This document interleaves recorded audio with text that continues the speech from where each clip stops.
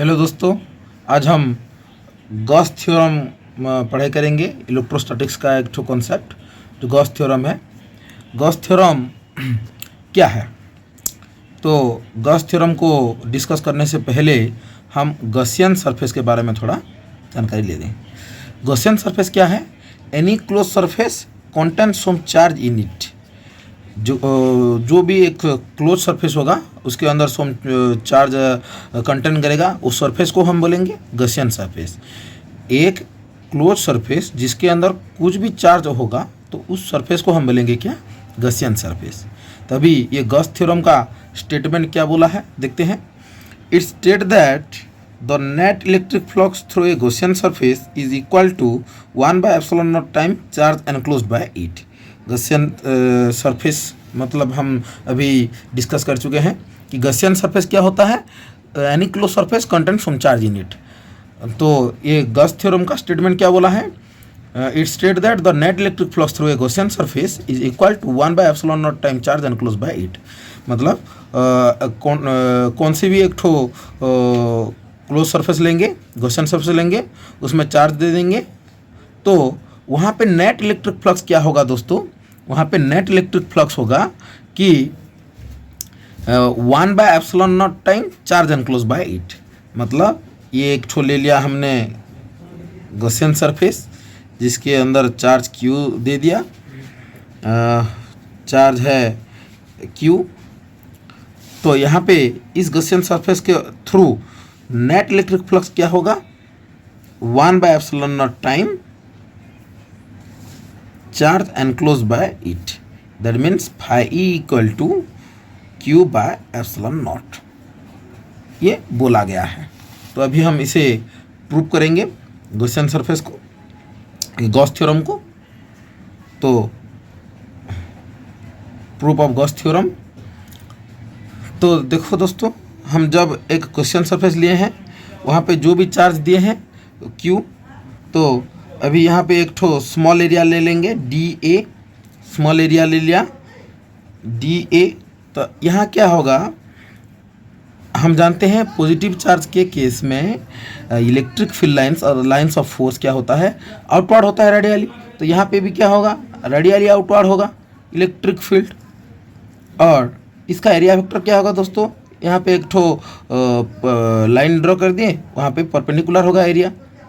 तो area vector और electric flux दोनों एक लाइन में जा रहे हैं, तो यहाँ पे एंगल क्या होगा? थीटा इक्वल टू 0 डिग्री होगा। थीटा इक्वल टू 0 डिग्री होगा। तो अभी क्या होगा देखो दोस्तों, बाय यूजिंग इलेक्ट्रिक फ्लक्स का फॉर्मूला क्या है? phi E equal to EA cos theta. हम इलेक्ट्रिक फ्लक्स में पढ़ाई कर चुके हैं, जो dot product between E and area vector होता है, electric field and area vector होता है, जो EA cos थीटा होता है। यहाँ पे हम स्मॉल एरिया लिए हैं तो इलेक्ट्रिक फ्लक्स भी क्या होगा? स्मॉल होगा। d phi E equal to EDA cos थीटा। तो थीटा यहाँ पे हम 0 डिग्री देख चुके हैं, तो क्या होगा? d phi E equal to EDA cos 0 degree. cos 0 का वैल्यू 1 होता है, cos 0 का वैल्यू 1 होता है। तो अभी यहाँ पे इसका वैल्यू यूटिलाइज कर देने से हमें क्या मिलेगा? d phi E equal to EDA आएगा। तो टोटल फ्लक्स के लिए हमें क्या करना होगा दोस्तों? Integration, close integration of d phi E equal to close integration of EDA होगा।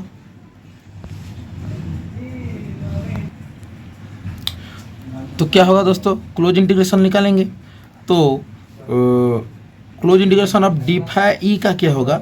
phi E होगा, और E कांस्टेंट आएगा तो इंटीग्रेशन ऑफ dA होगा। E कांस्टेंट निकल आएगा, ये E यहाँ से बाहर आएगा, तो उसका इंटीग्रेशन क्या होगा? क्लोज इंटीग्रेशन dA होगा। तो dA का इंटीग्रेशन क्या होगा दोस्तों? phi E equal to E into A होगा। dA का इंटीग्रेशन A हो गया, dA का इंटीग्रेशन A हो गया। तो ये A क्या है? Total surface area of the sphere जो हम लिए हैं। स्फीयर मान लेते हैं, स्फीयर का रेडियस R है, स्फीयर का रेडियस R है। तो total surface area of sphere क्या होगा? T of sphere 4πr²। ये हम जानते हैं कि स्फीयर का टोटल सरफेस एरिया का फॉर्मूला क्या होता है, 4πr²। तो अभी हम यहाँ पे यूटिलाइज करेंगे phi E equal to E into 4πr²। तो अभी क्या होगा देखो दोस्तों, हम जानते हैं electric field due to a point charge is equal to KQ/r², is equal to KQ/r²। हम जानते हैं अभी ये स्फीयर, ये जो लिए हैं हम कंसिडरेशन में, ये स्फीयर एक पॉइंट चार्ज जैसा बिहेव करेगा। तो इसीलिए हम electric field due to a point charge क्या लेंगे, KQ/r², जो K का मतलब 1/4πε0 एंड Q/r²। इसे हम यहाँ पे यूटिलाइजेशन करेंगे तो क्या होगा देखो, phi E equal to 1/4πε0 into Q/r² into 4πr²। r² गया, 4π भी कट गया, तो हमें क्या मिला, phi E equal to Q/ε0, जो गॉस थ्योरम में बोला गया, गॉस थ्योरम का स्टेटमेंट है, total electric flux through a Gaussian surface is equal to 1/ε0 time charge enclose by it. ये टोटल गॉस थ्योरम था।